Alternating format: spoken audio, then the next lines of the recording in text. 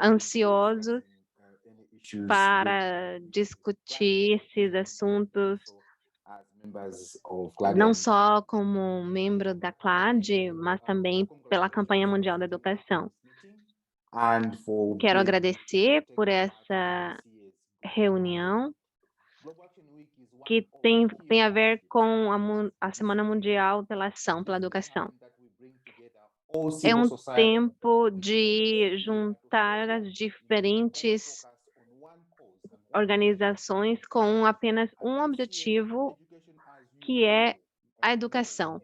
Quando vemos a educação como um tudo, falando inclusive do financiamento, entendemos que se nós queremos ter um sistema educativo, tomar controle do que está acontecendo com a pandemia, com problemas atuais, nós temos que ir até os estados, não apenas os sistemas educativos.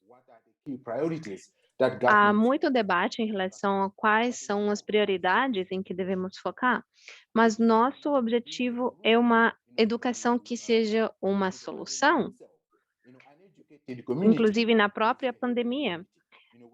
Pode ser uma ajuda para a comunidade e precisamos da participação da comunidade. Os estados devem ver quais os recursos que têm disponíveis para atender a essa necessidade educativa das comunidades. Não podemos substituir a educação com nada. Nós precisamos reforçar essa agenda para encontrar mais recursos. Há muitas coisas que não podemos fazer, muitas limitações, mas nós precisamos pensar em nossas prioridades, o que realmente precisamos fazer.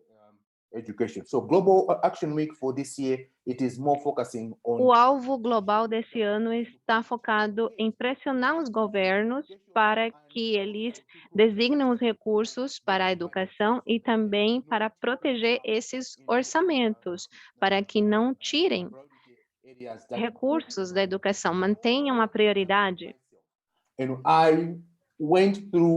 Por exemplo, eu fui num sistema de educação pública.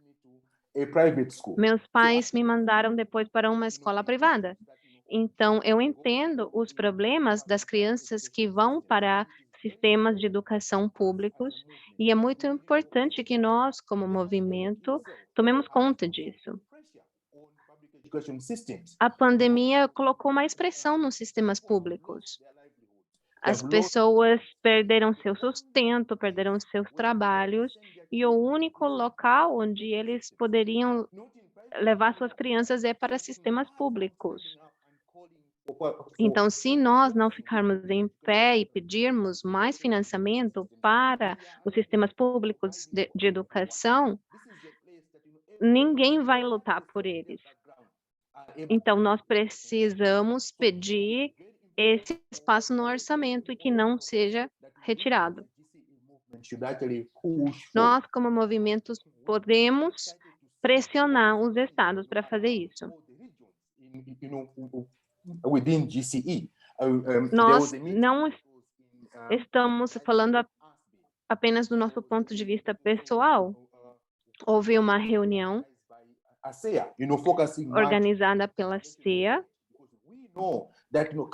em que mostramos que nós nos países conhecemos melhor quais são os serviços necessários. Há muito dinheiro envolvido que deve ser designado para a educação.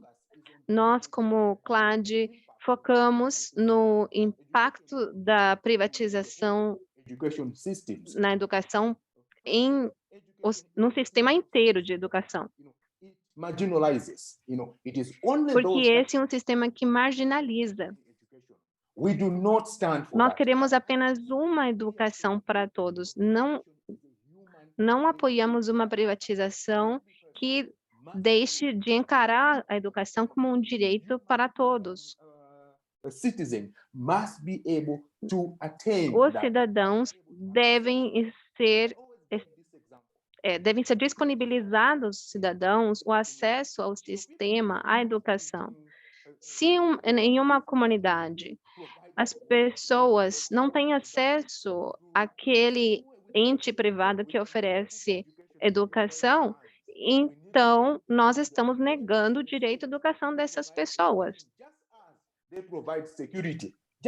Os estados devem entregar educação da mesma forma que entregam segurança, que entregam água, que entregam outras coisas fundamentais. A educação deve ser a primeira prioridade.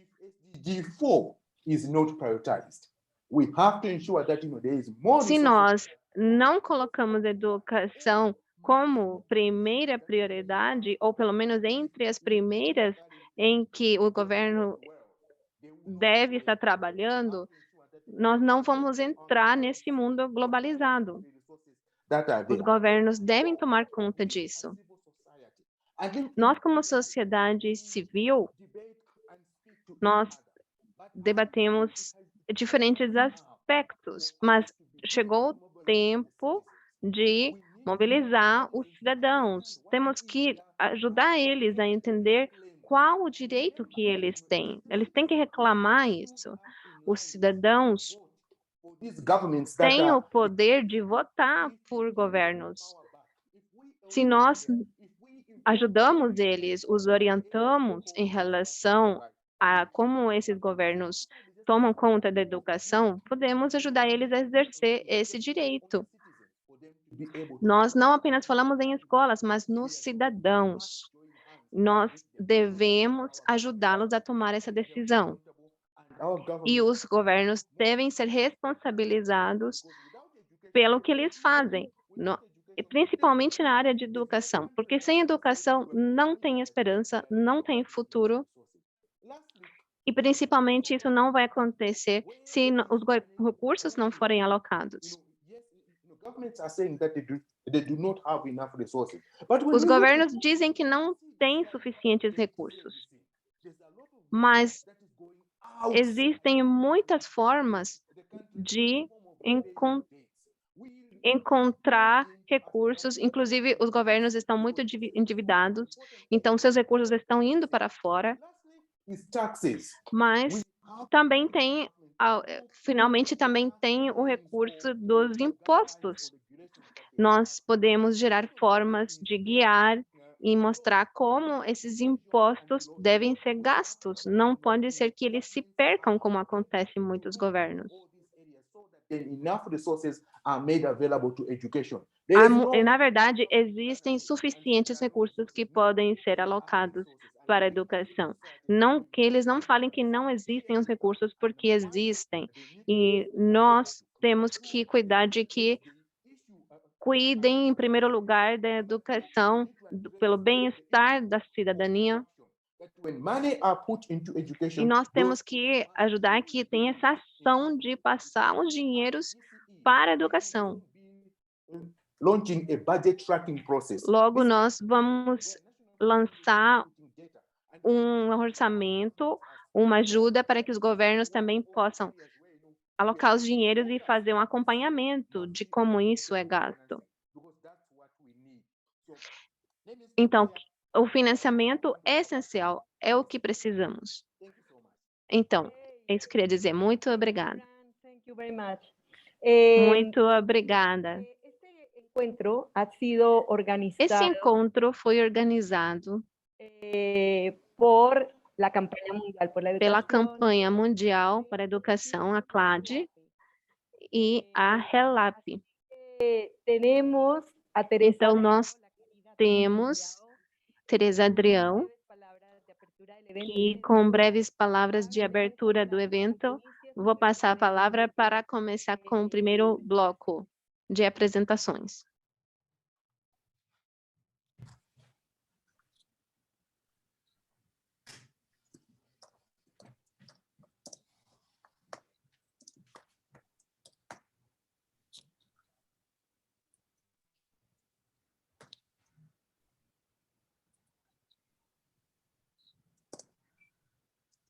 Teresa. Teresa.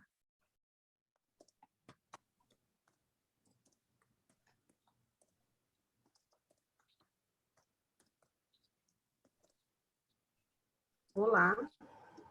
Olá, Teresa. Oi, Teresa. A palavra é sua para começar aqui com o primeiro bloco. Ok. Escutamos você. Mais uma vez, então, eu agradeço profundamente essa oportunidade e esse diálogo novamente com a Rede CLAD, encontrar, rever amigos, amigas, enfim, queridas de tempos atrás. Eu sou Teresa Adrião, sou professora da Unicamp e da Unemate. Integro a Rede Latino-Americana e Africana de Pesquisadores em Privatização da Educação, a RELAP. É uma rede que se organizou de forma voluntária e agrega pesquisadores e pesquisadoras da América Latina e de outras regiões do mundo, mas que tenham como foco e preocupação a discussão dos processos de privatização nestas regiões, né? Nas regiões do chamado Sul Global. E tenham como pressuposto a educação como um direito humano e os sistemas públicos de ensino como condição para a realização desse direito. Eu vou colocar aqui depois no chat o link para vocês conhecerem a RELAP e eventualmente integrarem-se a elas. E, sem mais delongas, vou chamar as integrantes desse primeiro bloco.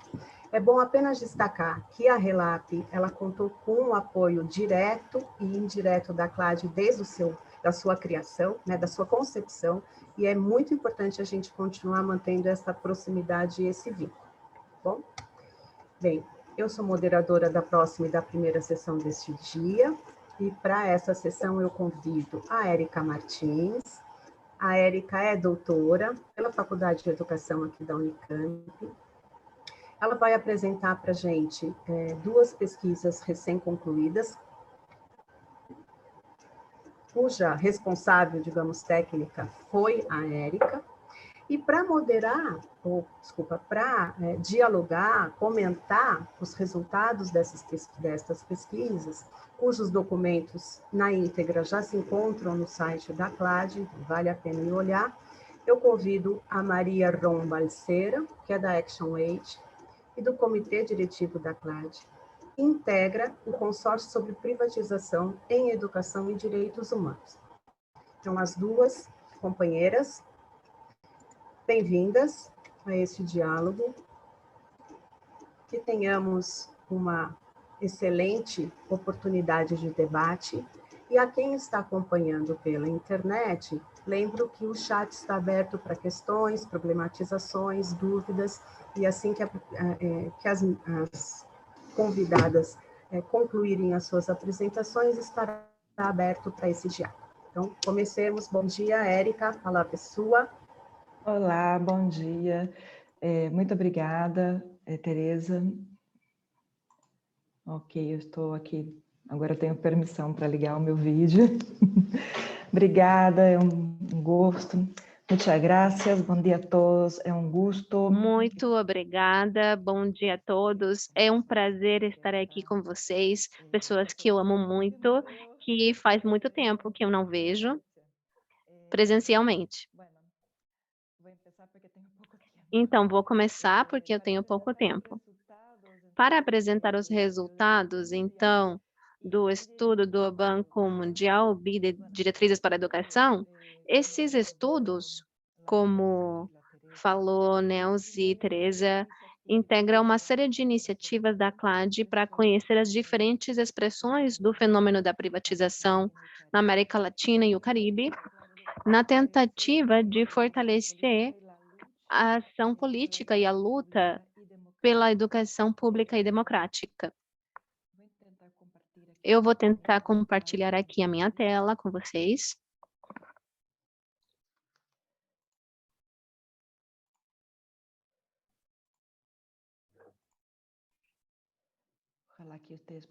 Tomara que vocês possam ver aqui. Perfeito. Então, De agora, eu já agradeço a coordenação da CLAD, a Giovana, a Nelce pela oportunidade, também Canela Cruz, com que a gente começou o diálogo, e, claro, os parceiros desse estudo, a Oxfam. Também agradeço a oportunidade de compartilhar com vocês da Semana de Ação Mundial pela Educação e também agradeço os comentários. Então, nós sabemos que o Banco Mundial, o BID, o Fundo Internacional estão envolvidos nas grandes orientações econômicas, políticas e sociais, e não só financiam, mas também influenciam a política educativa no nível global. De verdade, é impossível entender a política educativa no nível nacional, regional e global e falar em neoliberalismo ou grandes movimentos de privatização e a abertura à participação privada, se não considerarmos o papel das organizações multilaterais e esses bancos especificamente. Mas o que esses bancos financiam? Quais as agendas diretrizes? Para onde eles querem levar a educação pública na América Latina e no Caribe? Nós temos vários e necessários estudos sobre a atuação desses atores em educação. De fato, o mapeamento, a sistematização, a análise do desempenho desses atores devem ser revisados e atualizados periodicamente por sua capacidade de incidência nas políticas e a orientação que passam para as políticas educativas. E esse é o objetivo desse estudo. Então, apresentar a agenda, a atuação do Banco Mundial e BID através de um panorama atualizado dos projetos educativos que atualmente esses bancos financiam, destacando os princípios, as diretrizes que orientam esses projetos. Nós paramos nos projetos financiados pelo Banco Mundial, BID, e ativos na América Latina e no Caribe, ou seja, os que estão sendo implementados neste momento. São muito atuais. O estudo sobre o Banco Mundial acabou uns meses antes de começar a pandemia. Naquele momento, de 302 projetos ativos na América Latina e o Caribe, 48 estavam relacionados com educação e a gente selecionou 10 projetos de cooperação técnica e financeira para a educação.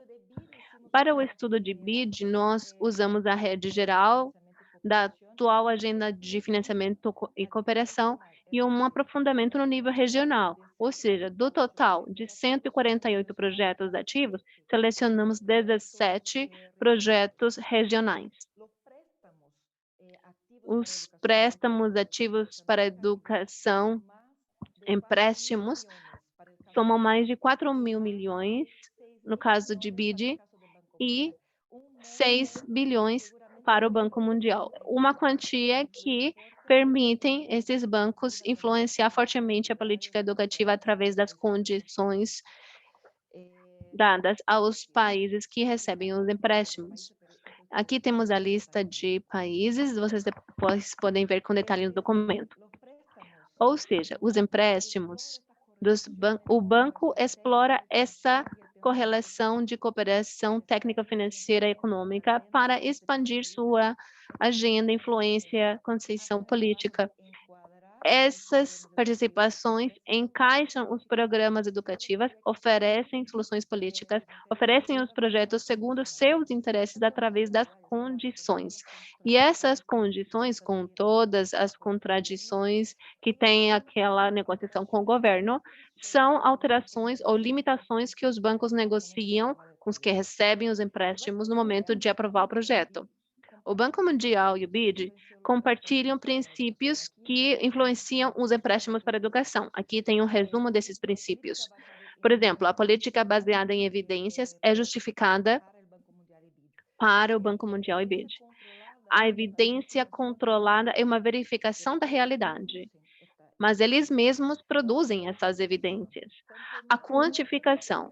O quanto mais puder quantificar, é melhor para esses bancos. Meritocracia. Tem que escolher e premiar o melhor. Competência. Essa competência é uma crença naquela mão invisível. Incentivos de mercado. Recompensas e sanções são os incentivos mais poderosos. E, claro, a privatização. A propriedade privada melhora a eficiência, segundo a visão desses bancos. Isso começou há muito tempo atrás e está presente até o momento. É uma realidade. E todos esses projetos, dos quais eu vou falar muito brevemente. Para complementar alguma versão desses princípios, é obrigatório o cumprimento desses princípios é obrigatório para um empréstimo ser aprovado pelos bancos. Esses são os pontos em que a influência das organizações se concretizam dentro dos países. O BID e o Banco Mundial se tornaram cada vez mais parecidos na forma de operar, mas reconhecemos que há diferenças entre os dois.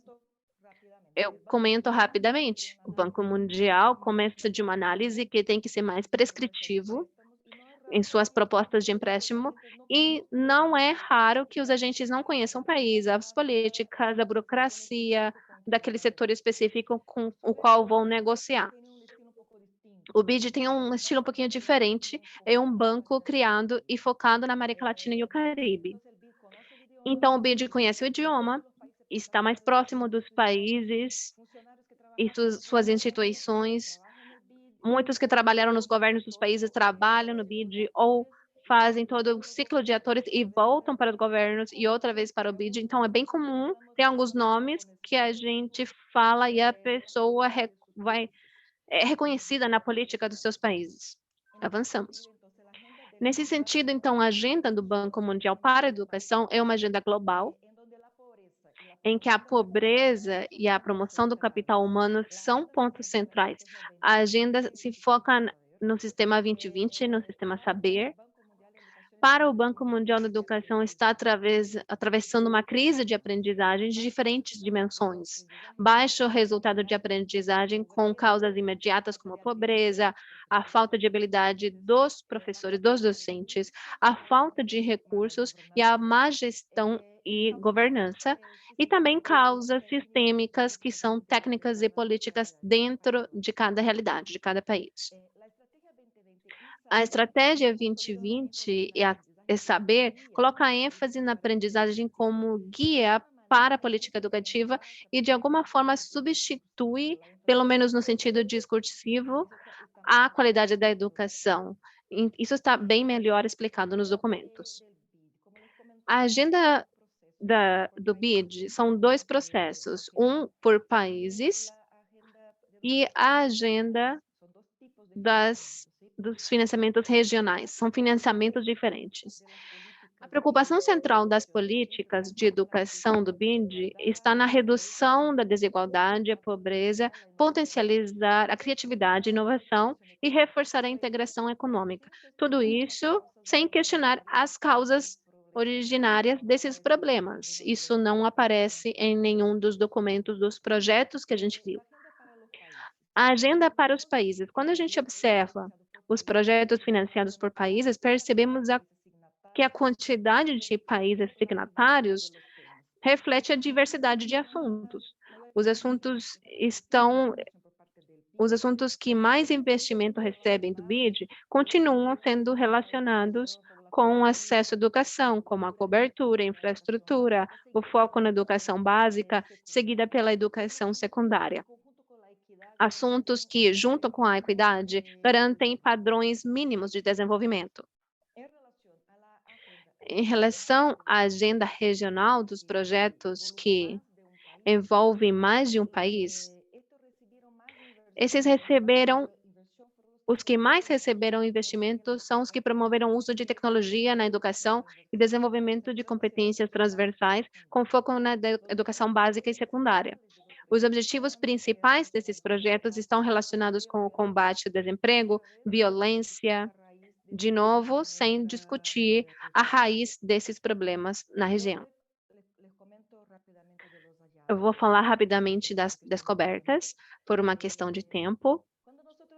Quando nós observamos o conteúdo dos projetos financiados para a região latino-americana, tem um conjunto de propostas que, por um lado, dão continuidade ao papel tradicional dos bancos, com projetos que incentivam a associação pública-privada, e isso está sendo intensificado ultimamente. E, por outro lado, trazem propostas novedosas para a crise educativa. Os projetos financiados pelos novos modelos educativos tomam como base modelos que vêm de fora da região, como é o caso do modelo sul-coreano. Teve estudos, propostas todas baseadas no modelo sul-coreano. Outros projetos têm a ver com a focalização da escola, problemas de som.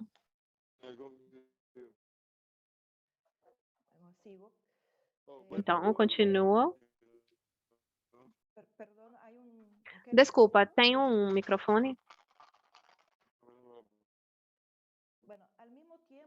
Então, ao mesmo tempo, o BID financiou a promoção dos modelos pedagógicos baseados na educação online como resposta ao desafio da Covid.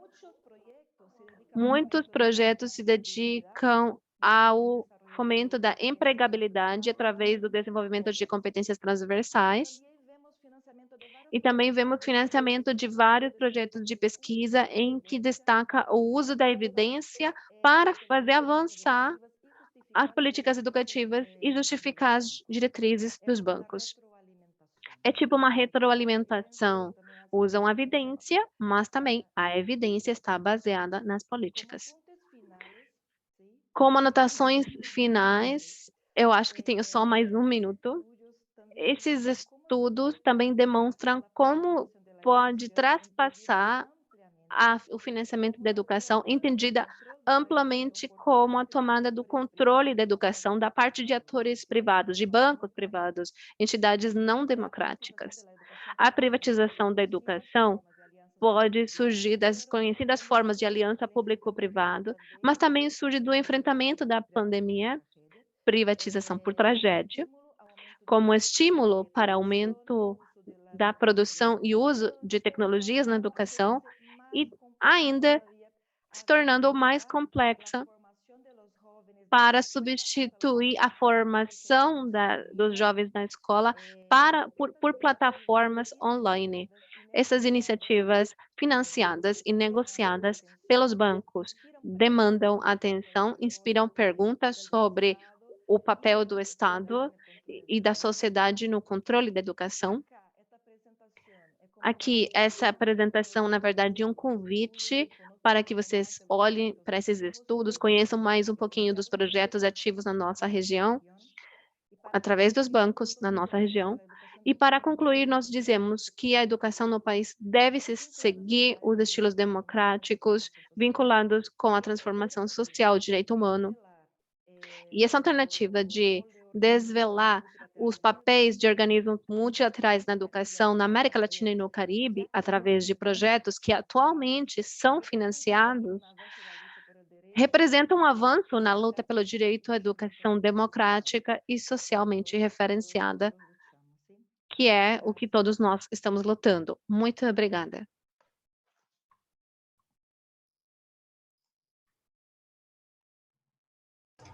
Graças, Érica. Muito obrigada, Érica. Sua apresentação. Muito boa a sua apresentação. Rapidamente, respeitando o tempo, passamos rapidamente para a Maria Ron, que vai fazer uns comentários. De novo, convido as pessoas que quiserem convido as pessoas que se quiserem. Vale, genial. Pues muchas gracias por darme la palabra. Y lo primero Muito obrigada por passar a palavra. E eu gostaria de agradecer a Érica, a Claude, por esses estudos tão necessários, tão acertados, tanto na análise quanto na profundidade. E eu gostaria de destacar algumas reflexões, tenho apenas 5 minutos, então eu vou rápido, mas também não tão rápido para que a interpretação possa sair para os diferentes idiomas. e também na língua de sinais. Então, primeiro, eu gostaria de destacar que, apesar de ser o Banco Mundial e o Banco Interamericano de Desenvolvimento, bancos só não são atores políticos, como a Erika falou. E eles têm um grande peso no momento de influenciar nas políticas dos países signatários. E é uma coisa curiosa, porque quando você tem um problema de que seu filho, sua filha tem um problema de educação, você não vai para um banco. Mas os países vão para os bancos, eles buscam conselho nos bancos, porque não tem outra alternativa se eles quiserem o dinheiro para pagar esses projetos.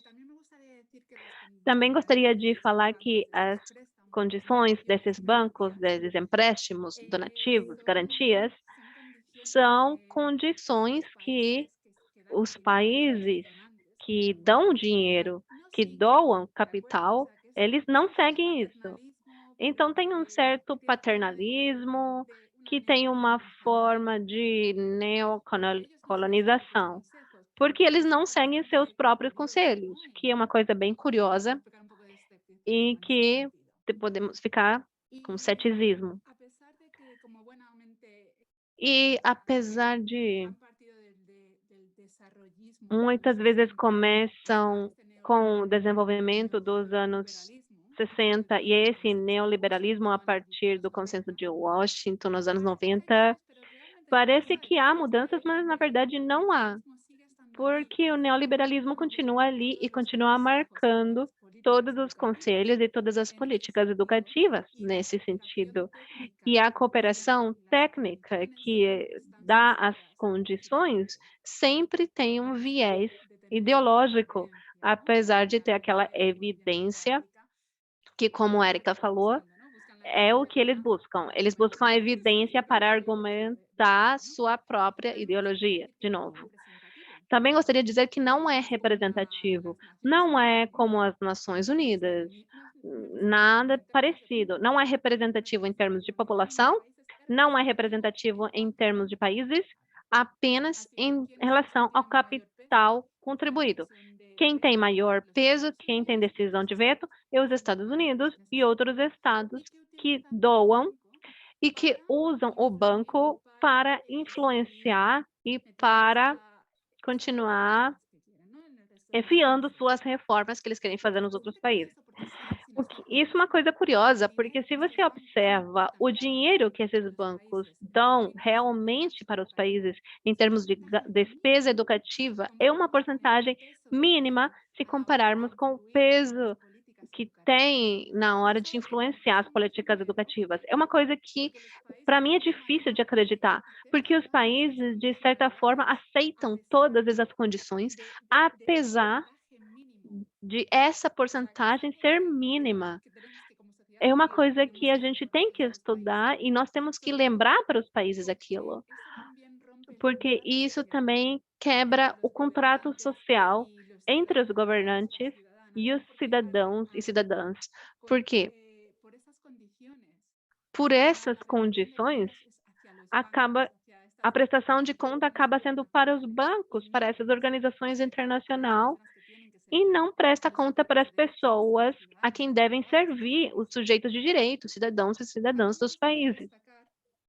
Também gostaria de destacar que essa ideologia neoliberal vê o Estado, encara ele não como um garantidor de direitos, mas como uma força que apoia o mercado. E o mercado é o que, de certa forma, oferece a educação. Então, a educação não é mais um direito nesse sentido, mas uma mercadoria que você compra e vende. E o mercado vê a oferta educativa.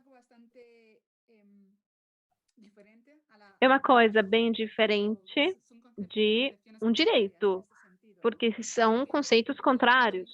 Porque o direito, na verdade, exige uma responsabilidade de respeitar, proteger e cumprir o direito à educação, que o Estado tem a obrigação de oferecer uma educação pública gratuita de qualidade. O mercado é diferente, ele quer saber o quanto você pode oferecer, o quanto você pode comprar de acordo com a sua área e posição econômica. Também gostaria de dizer que essa agenda neoliberal que tanto o Banco Mundial quanto o Banco Interamericano de Desenvolvimento e o Fundo Monetário Internacional, eles continuam promovendo a austeridade. Pode ser chamada de austeridade, consolidação fiscal. No final do dia, eles continuam falando que tem que colocar um freio na despesa para serviços públicos, que tem que ter um limite na contratação de docentes, e esses problemas, eles atribuem para a habilidade dos professores, das professoras, dos docentes. Então, eles tiram o financiamento necessário para entregar uma educação gratuita, pública, de qualidade, mas depois a culpa é dos outros. E o que eles oferecem, de novo, é uma solução ainda mais privatizadora, mais para o mercado. Então é isso. Como sociedade civil, nós temos que lutar contra essa privatização, temos que lutar contra a ideologia neoliberal, que é uma ideologia, e com todas essas políticas que realmente estão entrando demais na educação. Nós precisamos lutar pelo direito à educação. Muito obrigada, Érica e a Cláudia. Obrigada, Maria, pelos comentários. Eu, seguindo aqui no chat, não observei o encaminhamento de nenhuma questão, apenas algumas observações, elogios à produção, ao trabalho. Mais uma vez o convite, né, Érica, a que conheçam o resultado dos documentos que constam do site da CLAD. E eu gostaria de fazer uma breve indicação para ouvi-las e aí, na sequência, encaminhar para que vocês encerrem a participação, e já agradeço profundamente a presença de todos e todas. Mais uma vez, o documento, o acesso às publicações estão aqui no chat, a Fabíola acabou de colocar. Bem, em relação à produção de evidências, Érica, acho muito importante essa indicação que o documento e que a pesquisa aponta, né? E aí eu queria ouvi-la um pouquinho sobre a produção de contra-evidências, né? Será que não seria um campo também importante para o debate, para a disputa com esses setores e com esta lógica, a construção e a reivindicação de estratégias de accountability das políticas que eles implementam? Quer dizer, não são, me parece isso, e você afirmou com muita clareza, esse ciclo vicioso que a produção de evidências e a cobrança de evidências por eles próprios, né, pelos próprios programas, acabam estimulando a manutenção do programa. Bom, será que não seria importante a gente colocar na nossa agenda de enfrentamento a construção de contra-evidências? E um segundo elemento é justamente reforçar o papel que as políticas de ajuste fiscal, como apresentou a Maria, vem atuando, né, no sentido de aprofundar esses processos de privatização, né, de diminuição mesmo da presença do Estado e da educação como um direito, e jogando ainda mais a educação para, especialmente para os países mais pobres, para as mãos desses agentes financiadores internacionais. Então, mais uma vez, agradeço muitíssimo a oportunidade de te rever, Érica, de rever os colegas e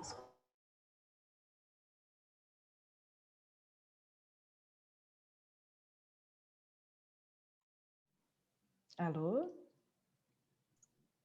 Oi?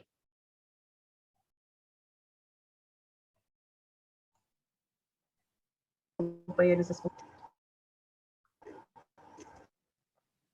Posso? Cortou um pouquinho para mim? Posso?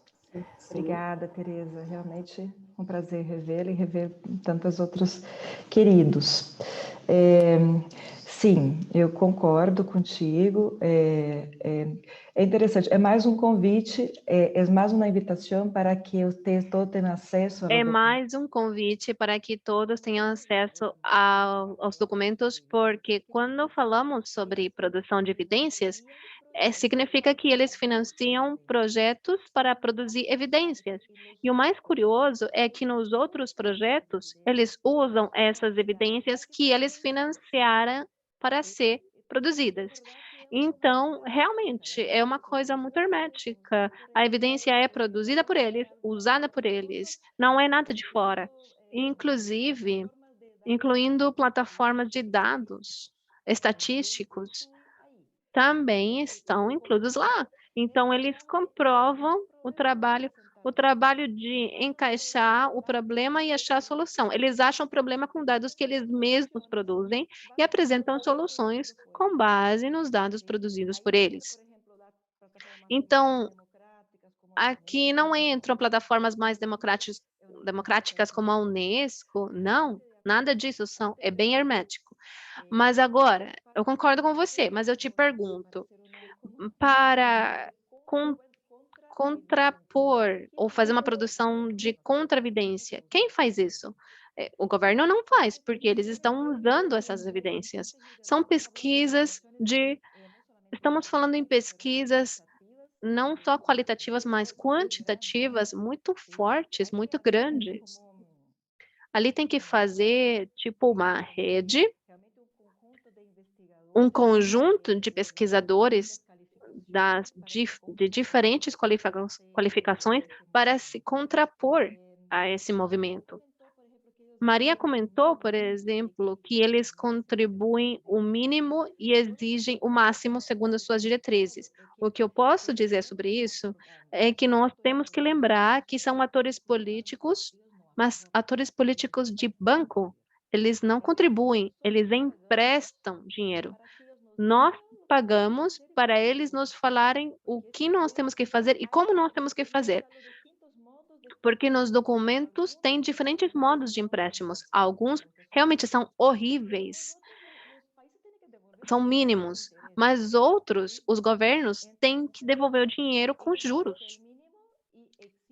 Então, eles passam o mínimo e exigem que a gente faça as políticas conforme as diretrizes deles. Muito obrigada, de novo.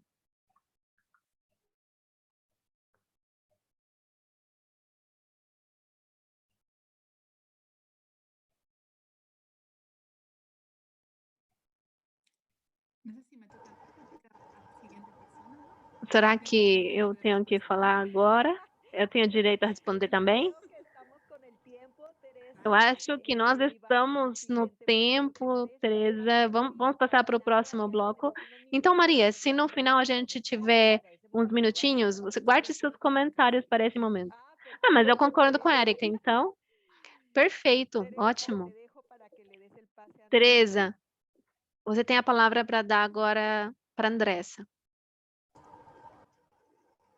Bom, continuando essa importante ciranda, passo a função de mediadora para a querida Andressa Pelanda, companheira da Campanha Nacional pelo Direito à Educação e de muitas e muitas lutas aqui no Brasil.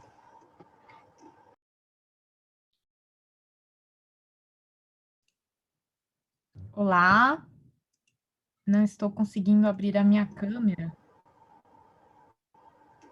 Mas estamos te ouvindo, Andressa. Consegui.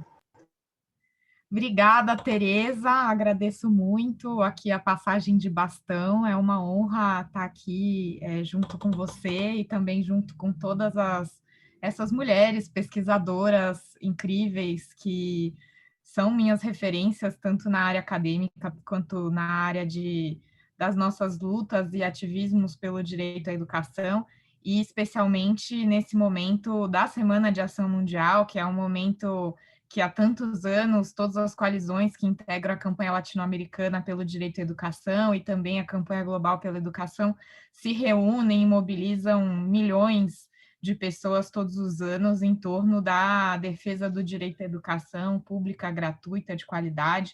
Então, é isso que nos une, né? Então, uma alegria estar aqui com vocês e poder apresentar também essas pesquisadoras e também a nossa comentadora desse segundo bloco. que vai trazer ainda mais estudos e informações sobre esse tema tão importante, né? Então, serão 2 estudos, privatização e comercialização da educação na América Latina e no Caribe, abordagem e alertas em tempos de pandemia, que é uma pesquisa de Teresa Artega, que coordenou com apoio de Valéria Carizó. Desculpem o sotaque português, né? Mas estamos aqui em várias línguas.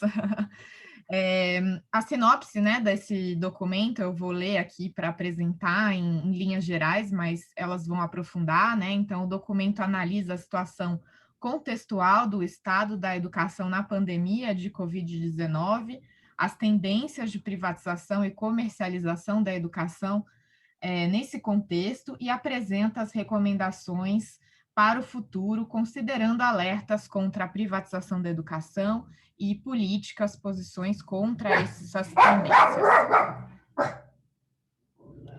O segundo estudo que vai ser apresentado é Lucro em Legislação Educacional na América Latina e no Caribe.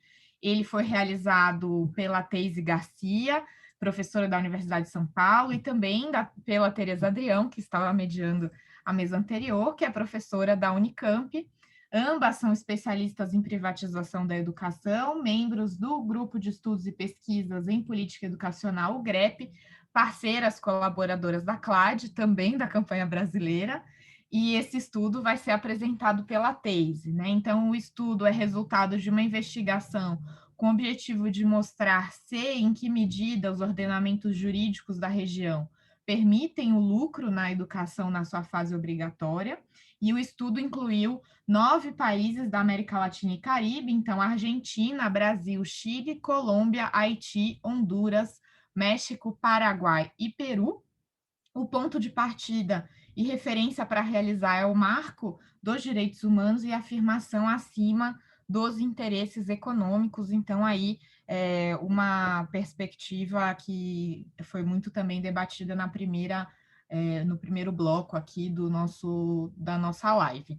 E, por último, a nossa comentarista do bloco vai ser também nossa colega Delfine Dorsi, que é da Right to Education Initiative e também do grupo facilitador do Consórcio Global sobre Privatização da Educação e Direitos Humanos, o PERC, do qual também fazemos parte, né, na campanha latino-americana. Então, eu vou passar primeiro a palavra para a Teresa, que vai ter 10 minutos para apresentar esse primeiro bloco, né, esse primeiro estudo, a Teresa Artega. Então, por favor, a palavra está com você. Muchas gracias, buen día, buenas tardes. Muito obrigada, bom dia, boa tarde. Agradeço por essa valiosa oportunidade de trabalhar em um dos 4 relatórios que a CLAD promoveu em relação à privatização da educação e que faz parte da Semana de Ação Mundial com a campanha 1 milhão de vozes. Entrando no assunto, vou começar apontando que William Sonny Hogan diz que dos primeiros meses da pandemia foi evidente nas respostas da parte dos sistemas educativos a presença de fornecedores comerciais de tecnologia, teleeducação e as organizações que os apoiam, que formaram poderosas redes e coalizões para dar protagonismo aos seus produtos e incentivar as escolas, os docentes, pais, mães a usar. Essas coalizões mostram a aparição de novos tipos de colaborações público-privadas multissetoriais e de redes políticas relacionadas com a expansão das tecnologias da educação, bem como o aumento da importância do setor privado na regulação e prestação de serviços educativos. Tommy Klein diz que a pandemia da Covid-19 significou um duro golpe, né, em escala mundial e gerou o pior dos cenários possíveis, que consolida várias crises em uma só. Embora a tragédia mundial da pandemia é o foco, também tem os que aproveitam as crises para fazer negócios e multiplicar seus ganhos. Para quem o capitalismo de desastres é a forma em que as indústrias privadas surgem para se beneficiar diretamente das crises. A doutrina do choque é uma estratégia política de usar as crises para impulsionar políticas que sistematicamente aprofundam a desigualdade, enriquecem as elites e enfraquecem todos os outros durante o choque que significa lidar com a crise. O setor privado costuma dar um passo na frente com soluções de mercado calculadas e gratuitas para resolver problemas públicos aparentemente irresolvíveis. Os países latino-americanos e caribenhos são um mercado muito desejado pelas empresas nacionais e multinacionais de educação. Por isso, as pressões para liberar a economia nessa área se exercem no nível internacional para liberar o comércio internacional dos serviços educativos. Então, não podemos negar que as tendências privatizadoras prévias à pandemia são diversas e vão de processos estruturais que afetam o papel do Estado até iniciativas privatizadoras incipientes, mas insistentes. A pandemia trouxe o confinamento e as quarentenas, que forçou um giro para a formação em linha à distância. Isso virou as tecnologias, fez com que virassem um componente fundamental da educação, dando assim ao setor privado e aos agentes comerciais um papel central. No trabalho que realizamos, revisamos os sites de 23 ministérios da educação da região, detectamos os espaços exclusivamente dedicados ao ensino no contexto de pandemia, para então conhecer as estratégias que eles implementaram, mas principalmente para explicitar as alianças estabelecidas com empresas, fundações, ONGs e outros fatores privados. Os resultados mostram que 21% dos países revisados desenvolveram plataformas de aprendizagem, ou seja, geraram serviços interativos online que dão aos e às docentes, os e as alunas, pais e mães, deram formação, ferramentas, recursos e um espaço virtual para dar aula. Todo o resto do porcentagem geraram pelo menos alguns espaços digitais que podem ser documentos, jogos, livros disponíveis online para complementar a tarefa educativa. Esses recursos muitas vezes estão organizados por nível e matéria, mas não existe um espaço de contato com o docente. O 46% tem explicitamente espaços promovidos como Google Classroom, Microsoft. 91% dos sites têm espaços que vinculam diretamente com canais de televisão e rádio, tanto privadas quanto estatais. Em 17% dos sites aparecem explicitamente empresas, fundações e ONGs que variam de país para país. Nas plataformas, 80% do conteúdo é de origem pública. Isso significa que esse é conteúdo gerado pelos próprios Ministérios da Educação, 15% do conteúdo é público e privado, e apenas 5% é exclusivamente privado, em que, inclusive, o acesso a certos documentos e privados é pago.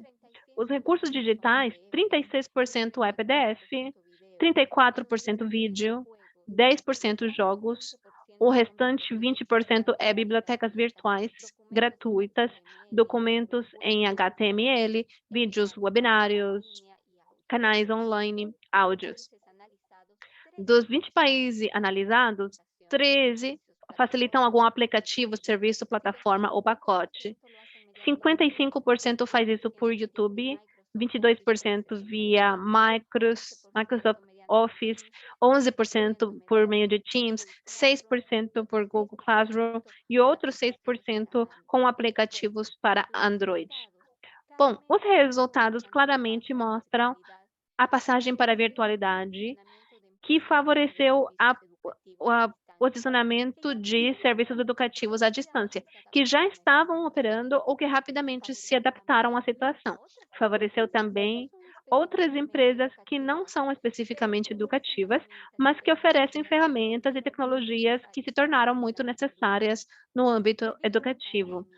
Por causa da pandemia, tivemos que elaborar em curto tempo programas específicos de televisão, programas de capacitação para docentes, programas para crianças e adolescentes. A sociedade demanda a resposta do Estado, demanda a solução de problemas e encontrou um Estado pouco preparado em termos de formação do pessoal, infraestrutura e mídia. Esse fenômeno faz parte de um processo de enfraquecimento público pelo financiamento à educação. Os estados pararam de investir em pesquisa e em produção tecnológica. Portanto, o investimento, a pesquisa, o desenvolvimento da parte tecnológica ficou nas mãos de agentes privados. Por não estarem preparados para essa passagem para a virtualidade, geraram parcerias com grandes companhias. Para maquinarem, as empresas crescem ao ritmo das atividades que se desenvolvem nas suas plataformas.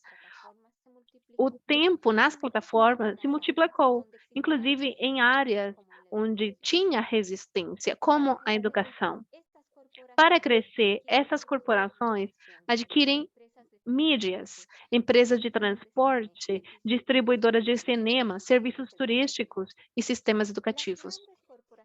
As grandes corporações tecnológicas multinacionais viram disparadas as demandas dos seus produtos e serviços por causa da sua capacidade para oferecer soluções internacionais rapidamente, sem custo. Agora, incluindo os serviços educativos. Essas empresas, apoiadas por organizações multilaterais com influência política e estamentos governamentais e nacionais, integraram estudantes, docentes, escolas nas suas plataformas educativas online e seus sistemas na nuvem, aumentando as possibilidades de que as instituições educativas públicas dependessem em longo prazo da infraestrutura tecnológica privada. Então, além de ganhar milhões, também captam milhões de usuários e potenciais clientes, rompendo resistências antigas para o setor privado.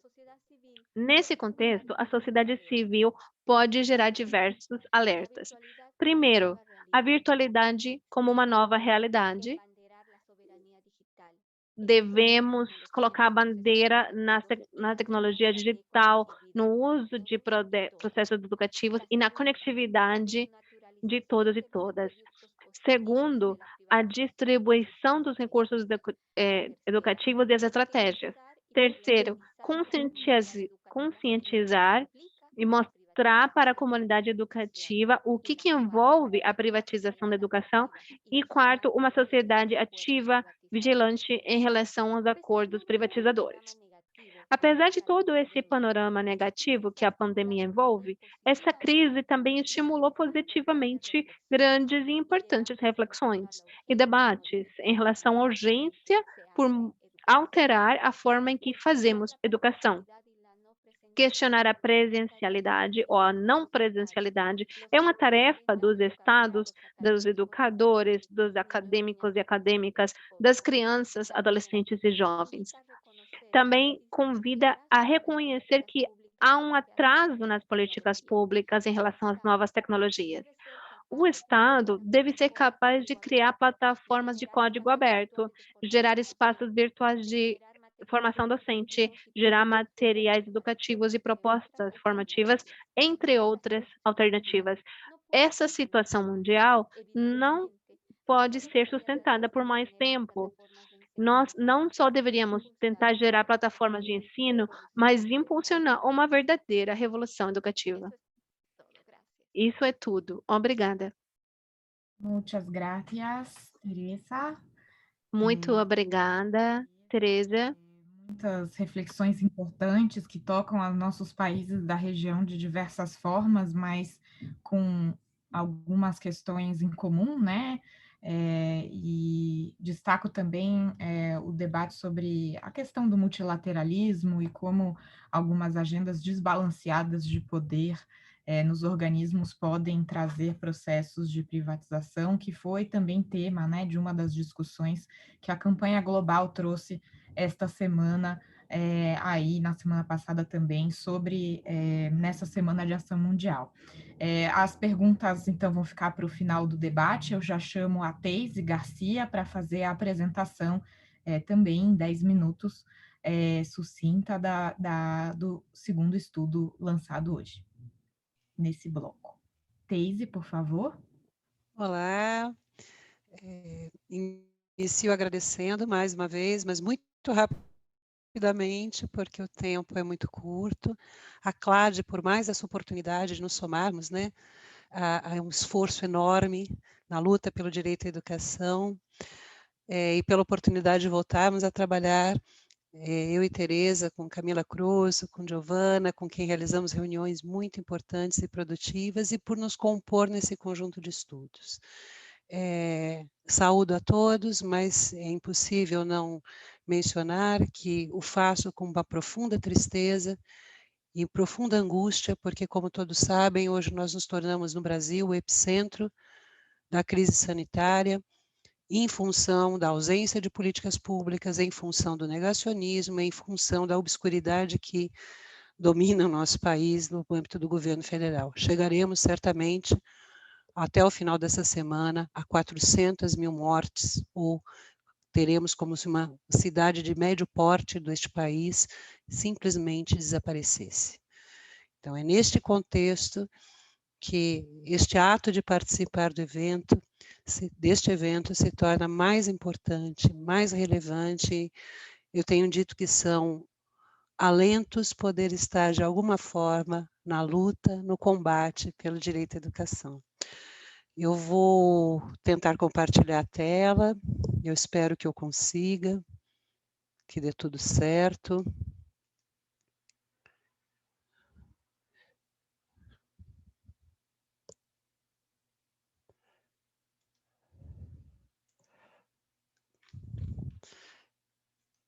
Eu espero que esteja em tela.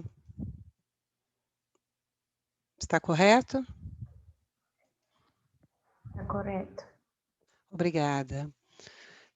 Então, inicio, na verdade, é uma apresentação muito rápida do estudo do lucro e educação nos marcos legais da América Latina e Caribe, que eu espero seja capaz de provocar a todos e todos aqui presentes a leitura. O estudo tem todo o trabalho de organização e do material belíssimamente bem produzido pela campanha, com o apoio da Oxfam. Iniciamos. Ele está organizado, né, além da sua apresentação, com marco teórico, metodológico, os nossos achados, lucro na educação e graus de permissão, notas finais produzidas no âmbito do estudo e recomendações da CLAD com vistas à incidência política, a partir dos resultados, né? O objetivo foi, e aí a partir das preocupações da CLAD, conhecer as legislações na região de América Latina e Caribe que regulamentam as atividades lucrativas e buscando lidar num nível de, uma palavra cunhada pela Tereza, parceira de vida, de pesquisa e também deste estudo, né, que incentivam, impedem, incentivam, permitem e impedem a realização do lucro em educação. Para considerar a legislação na região, trabalhou-se então com 9 países, são os que estão em tela: Argentina, Brasil, Chile, Colômbia, Haiti, Honduras, México, Paraguai e Peru. Algumas das referências conceituais que utilizamos é a compreensão que tivemos de lucro nesse momento, do qual destaco 2 aspectos. Tomamos o lucro como possibilidade de expansão do patrimônio de uma pessoa física ou jurídica e consideramos as condições legais que estimulam esse aumento de patrimônio a partir do subsídio público. Este é um dado importante. O trato da legislação, das legislações nacionais, nesse estudo, tomou em conta o quanto essas legislações possibilitavam que o fundo público fosse transferido direto ou indiretamente ao setor privado, né? E aí, em função de que sabemos todos que se expande essa realização da educação como mercadoria em escala global, né? Aqui o nosso gradiente de análise, então, capturada a legislação desses 9 países, legislações em âmbito nacional, nós buscamos categorizá-las entre indutoras do lucro, permissivas ou, de fato, impeditivas, né?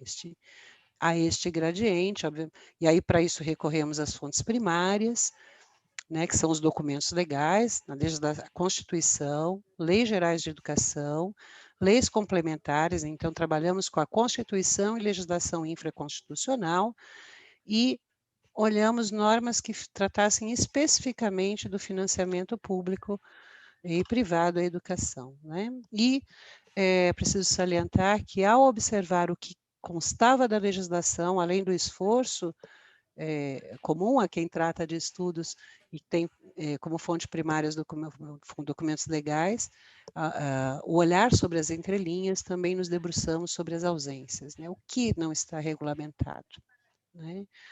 Esses dados foram confrontados a experts, né, a especialistas dos 9 países selecionados pela CLAD.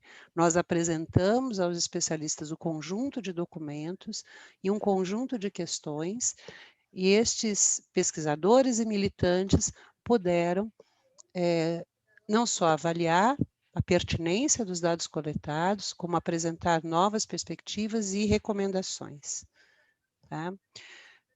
Do ponto de vista teórico, o marco fundamental a cruzar com o gradiente, ou com o grau de permissividade da legislação ao lucro, também foi referência fundamental a compreensão do processo de privatização da educação e da possibilidade do lucro a partir daquilo que consideramos como dimensões da privatização, referência fundamental aos estudos que o GREP desenvolve, né, no Brasil e já em outro momento também em parceria com a CLAD, já foi desenvolvido, que se encontra sistematizado em texto de Tereza Adrião, publicado em 2018, e neste quadro nós concentramos o esforço em observar em cada uma das dimensões formas capazes de gerar lucro. Nós consideramos, então, como dimensões a oferta educativa, ou seja, bolsas, oferta de vagas, oferta de cursos, né? E aí, tomadas em que forma? Financiamento a organizações privadas, subsídio à demanda por meio dos incentivos fiscais, incentivos às escolhas parentais, né? Que as famílias façam suas escolhas, subsídios a essas escolhas, escolas financiadas pelos fundos públicos e bolsas. A segunda dimensão considerada, gestão da educação pública, observamos 2 perspectivas que eventualmente poderiam estar contempladas pela legislação. A transferência da gestão a escolas para organizações com fins de lucros e a transferência da gestão em redes de ensino, a organizações lucrativas. Finalmente, a terceira dimensão é aquela que se apresenta com mais evidência, com mais frequência na legislação, de alguma forma, e que o estudo agora apresentado por Tereza mostra que parece que é um grande achado, sobretudo agora no período da pandemia, se refere ao currículo, às atividades fins, às relações que se desenvolvem, a produção de insumos que subsidiariam as relações no processo de ensino. Então, compra e adoção por parte do poder público de desenhos curriculares elaborados pelo setor privado, compra de tecnologias desenvolvidas pelo setor privado, compra ou adoção de insumos curriculares desenvolvidos pelo setor privado, ou compra e adoção de sistemas privados de ensino, em que alguns países são chamados também, aqui no Brasil também, por sistemas apostilados de ensino. Este é só um exemplo, né, do quadro resumo, que cruza, né, a hierarquia da legislação, as dimensões e os graus de regulação para cada um dos países e que todos encontrarão no documento publicado, né? Aqui o exemplo é o Chile, é muito pequenininho, mas para cada um dos países tentamos sintetizar dessa maneira, obviamente, de uma maneira bastante simples. E alguns dos achados, né, para ser mais rápido. 4 países apresentam constituições nacionais que se destacam, a liberdade dos pais em escolher o local de escolha, como a educação de seus filhos, como eixo central, em detrimento à educação como direito do Estado, em detrimento, quer dizer, secundarizando o papel do Estado no cumprimento do direito à educação. Então, é no âmbito da escolha parental, da escolha particular e familiar que se coloca a educação. São eles Chile, Honduras, Peru e Paraguai, né? Em relação ao gradiente de permissividade ao lucro. Legislações que nós consideramos indutoras porque explicitamente tornam viável e possível a transferência do fundo público, né? Então, é o caso ao setor privado com fins lucrativos. É o caso do Chile, Honduras, Haiti e Paraguai, né? Texto legal, no caso do Haiti é um exemplo interessante, claro, bastante peculiar, mas a Constituição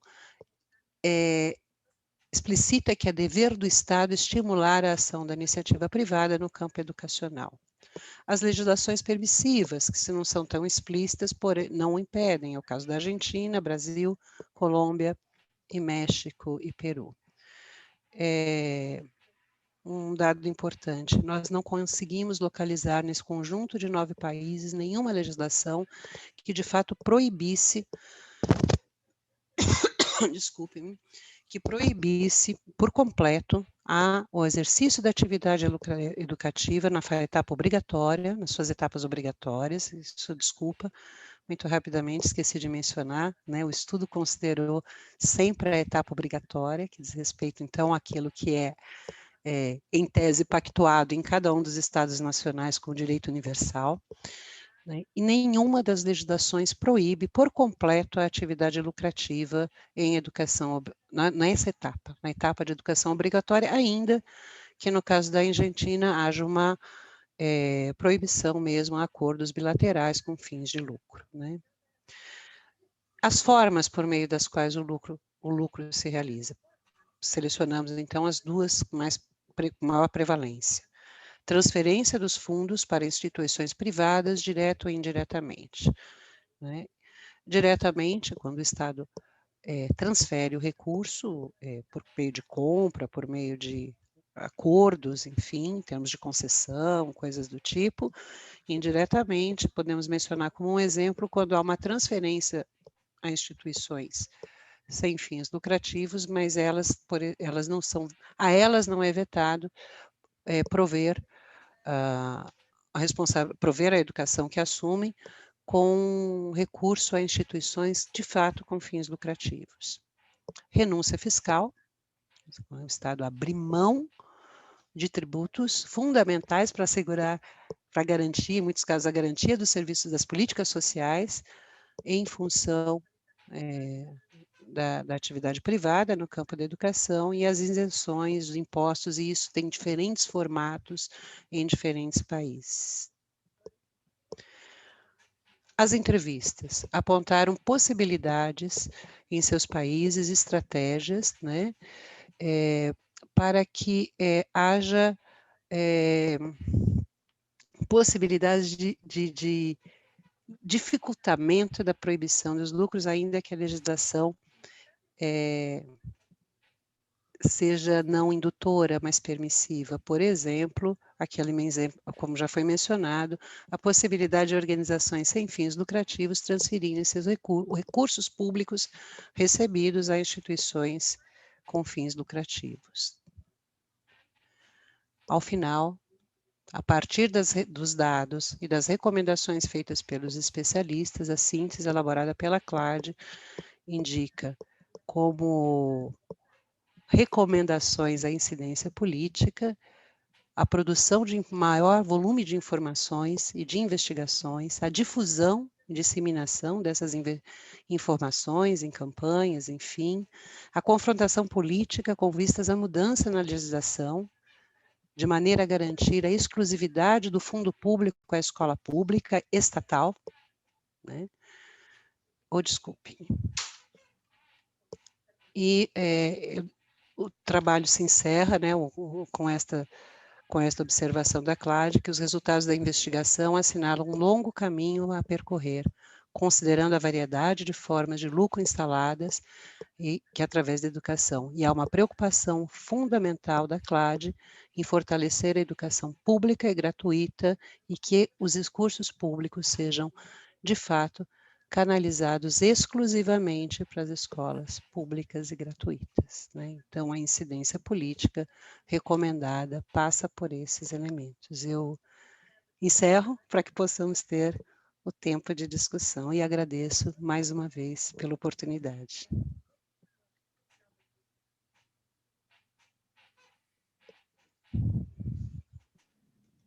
Agradecida, Teise, por essa apresentação dos dados, dos resultados da pesquisa tão densa e que passa por tantos debates e informações importantes, né, para as nossas discussões nos nossos países da América Latina. Sem delongas, eu vou passar para a Delfine e, ao final, fazemos um debate. Então, Delfine, por favor. Sí, ¿me puedes oír? Por favor, Delfine. Sí. Muito obrigada por a apresentação. Vou falar em espanhol, pero queria agradecer. Muito obrigada pela apresentação. Eu fiquei com o português na cabeça,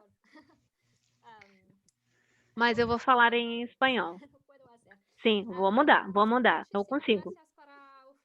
Muito obrigada por oferecer essa oportunidade de compartilhar essa informação tão importante.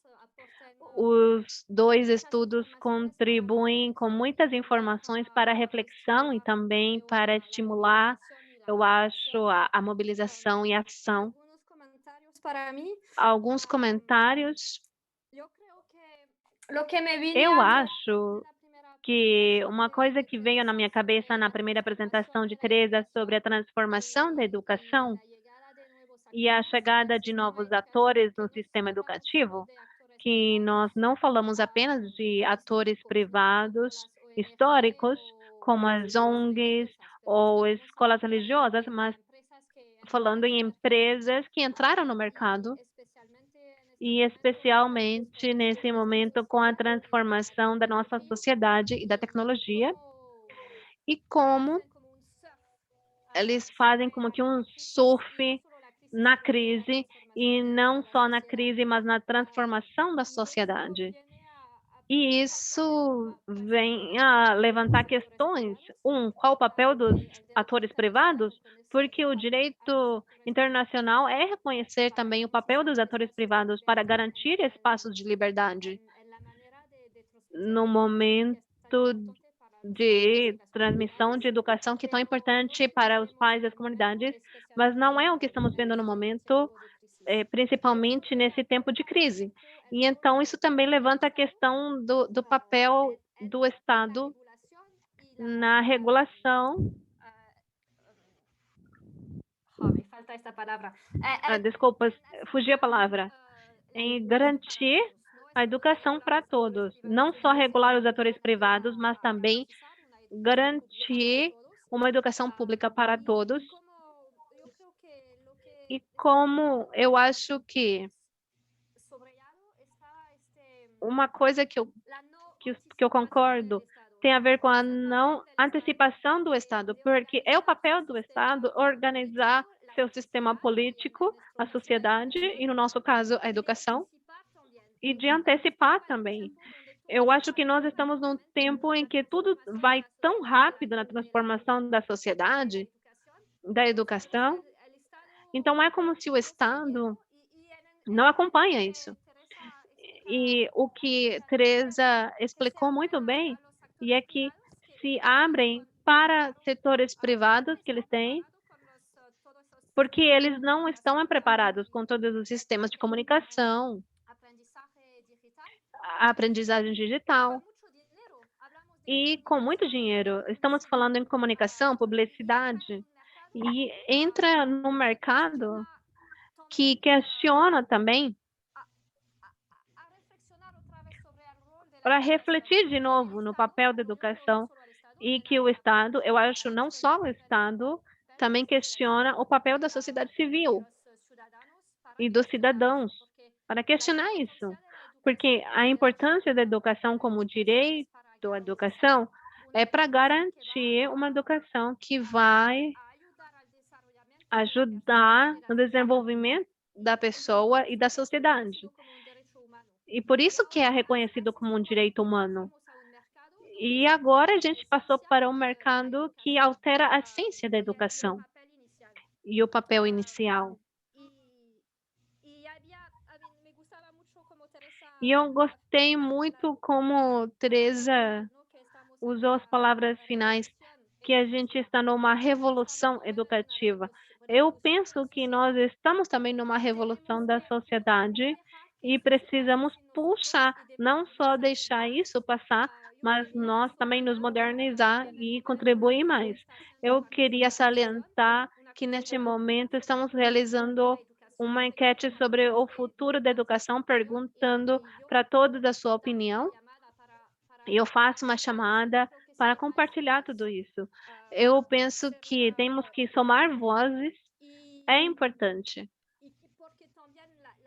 Porque também a forma em que a gente vai pensar e desenvolver a educação no futuro não pode ser feita sem a participação de todos os atores. E no momento que a gente vê que foi salientado, que no momento são os atores privados, as empresas comerciais tecnológicas são as que estão liderando as políticas educativas. Estamos falando na educação da sociedade, então as novas políticas devem ser desenvolvidas com a participação de todos. E alguns pontos sobre a apresentação de tese, dessa análise e buscas de legislação sobre lucro, ajuda muito a refletir também, pensar mais na frente o que a gente pode fazer. O que eu queria compartilhar é que não é só, não basta ter leis ou regulamentar, porque tem leis que favorecem os setores privados ou que não estavam desenvolvidos e a lei permite ele desenvolver. Então, eu penso que não basta falar em legislação. Eu sou uma jurista. Meu trabalho é em torno desse âmbito. Mas uma coisa que chega no meu trabalho é o direito à educação, o direito humano. E essa supra-lei, que não é a lei do papel de um parlamento, uma lei que está além, que faz com que a gente pensar em que mundo a gente quer ter, que sociedade, que educação a gente quer ter. Então, é importante voltar para essa base, para o princípio do direito humano, mas não só direito humano por causa dos tratados, mas a essência do que é educação. Por que é tão importante? E por que a gente tem que proteger? E é claro que deve ser protegido na lei, mas num sentido que vá em conjunto com a essência da educação. E há muitas coisas que refletir sobre o desenvolvimento dessas leis. Tem também o assunto do currículo, da tecnologia. E como nós vamos regulamentar tudo isso? É uma questão de sociedade, não é só uma questão de leis e regulamentações, porque as leis refletem uma sociedade, uma política, uma visão do mundo. Então, eu acho que foi muito interessante, muito obrigada por todas as questões que levantaram e que eu acho que ajudam a refletir mais. E eu acho que tem uma urgência para mobilizar sobre esses assuntos. Muito obrigada. Vou dar também a oportunidade. Muito obrigada pela oportunidade de compartilhar minhas reflexões. É um prazer. Muito obrigada. Obrigada, Delfine. Temos um comentário aqui no chat da Yadira Rocha. Graças, obrigada por compartilhar os estudos, atualizar-nos sobre o estado atual das políticas públicas e mostrar os caminhos que continuam, e é preciso pensar em como incidir nesses processos com os instrumentos da virtualidade e da mobilização social, né? Então, a Delfine, aqui agora no comentário e também nas apresentações, foi trazida a questão, né, da virtualidade, desses grandes grupos globais, e também como podemos nós utilizar esses instrumentos para poder fazer incidência nesse debate. Penso que temos 1 ou 2 minutos para comentários da Teise. Tereza, por favor, rapidamente, porque já passamos do tempo, mas, por favor, peço que, então, tragam seus comentários.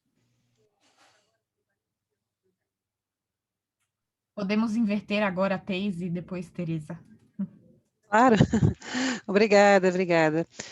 Obrigada, Tereza, pela apresentação do estudo. Acho que coloca grandes questões. Obrigada, Delfim, pelas questões. O que eu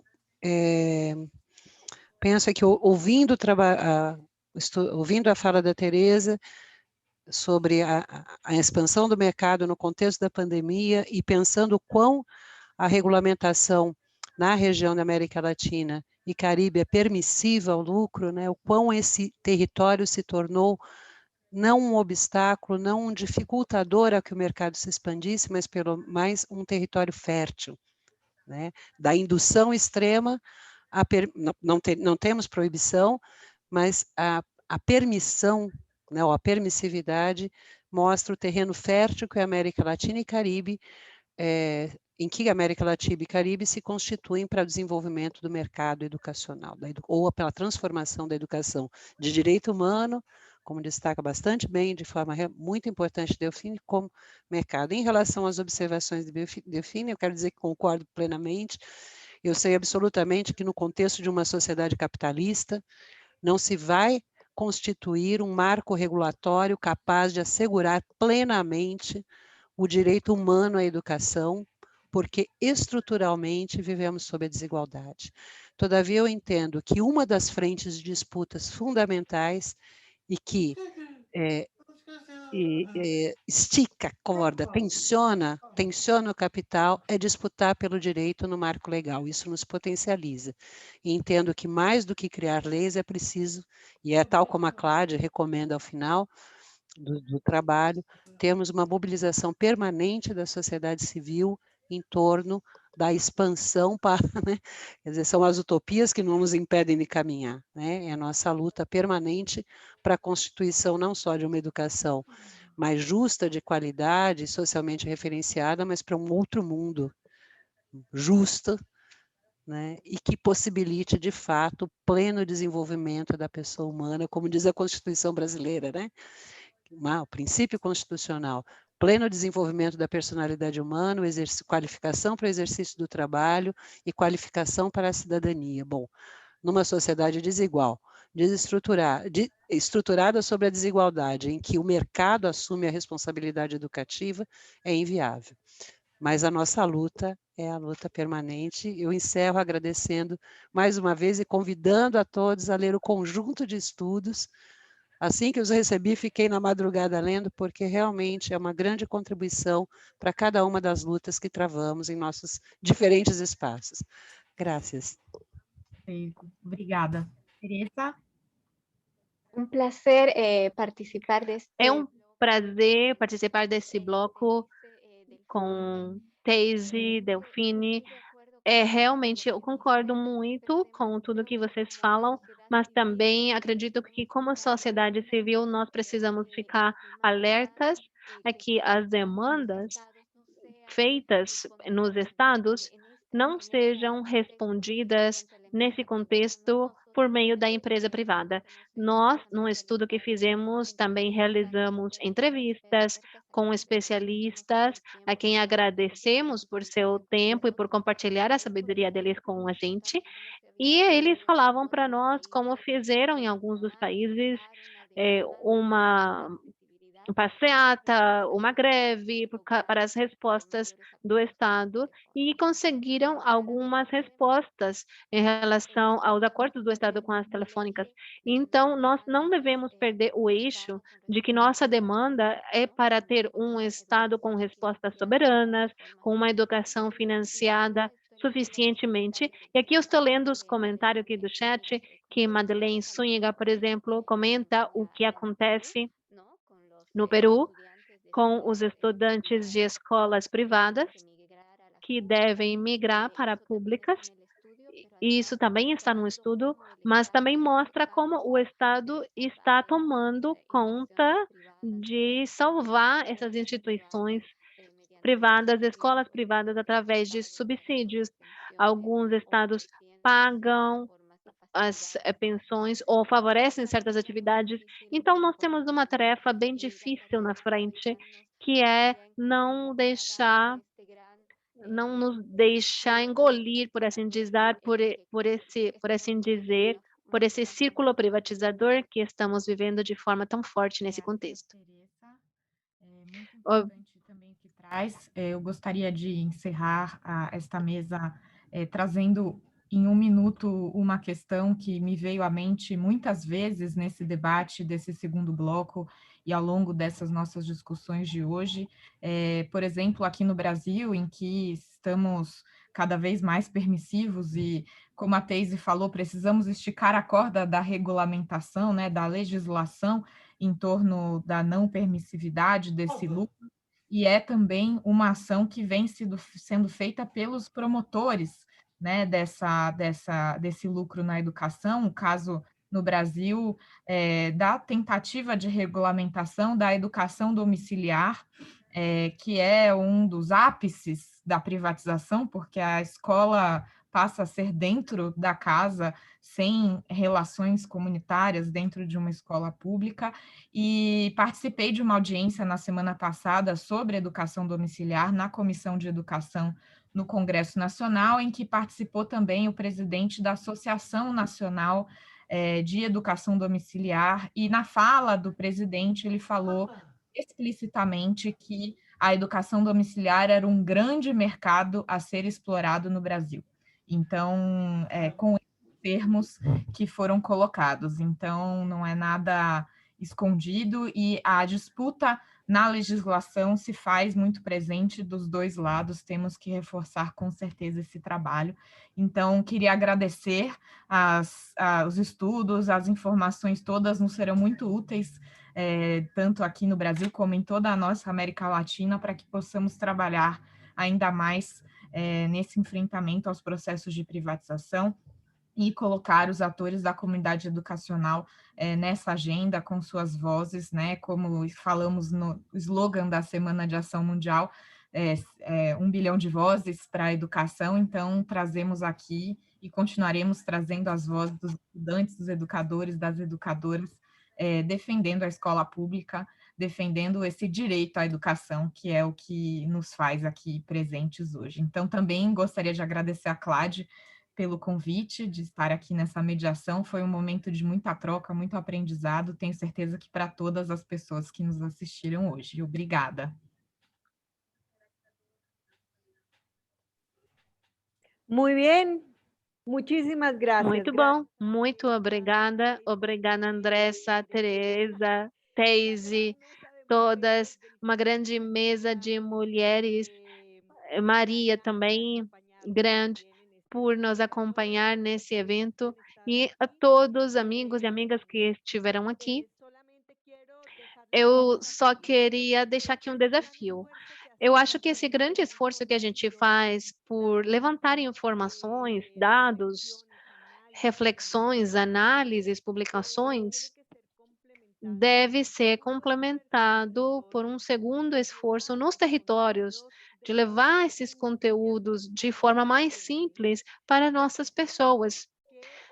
porque eu sinto que há uma tarefa que a gente deve empreender com muita força, que eu chamo de deconstruir o senso comum, narrativas do senso comum. Porque o senso comum da nossa população, ali está a valorização do privado, da educação privada, do lucro, do sucesso, do ganho, etc, etc. Então, nós que somos educadores e educadoras, nós temos uma tarefa pela frente. Eu penso que todo esse esforço enorme que nós fazemos de pesquisa deve também ter aquele acompanhamento e chegar até as pessoas mais simples e ajudar a não engolir, como falou Teisa, o que nos falam. Alimentar o pensamento crítico, porque isso ajuda a mobilização e ajuda a nossa gente, ajuda a todos nós. Então, é isso. Muito obrigada a todos e todas por estarem aqui. Foi um encontro belíssimo. Agradeço um monte. Uma salva de palmas para todos e todas. E usem essas publicações, por favor, usem. Um abraço grande.